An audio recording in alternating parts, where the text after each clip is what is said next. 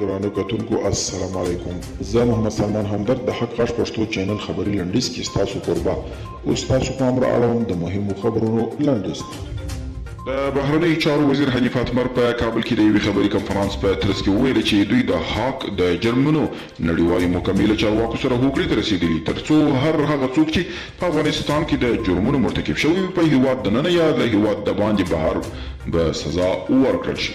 د فاریاب نوي والي محمد داود لغماني رسنیو ته په یو ویل شوي کلیپ کې ویلي د ولسمشر محمد اشرف غني په فرمان یې تېره ورځ د فاریاب د نوي والي په توګه قافل کړی دی.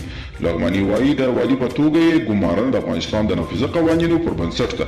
د عدلیې وزیر فضل احمد معنوي وایي هیڅوک نشي کولی چې هیواد کې د قانون د پلي کېدو مخنیوی وکړي او د پاکستان د سټیټ بینک په وینا د مالي کالونو په لومړۍ 9 میاشتو کې 2020 او 2021 کې د افغانستان ته د پاکستان د توکو او خدماتو صادراتو د تیر کال د ورته مودې په پرتله 5.50 سلنه کم شوي.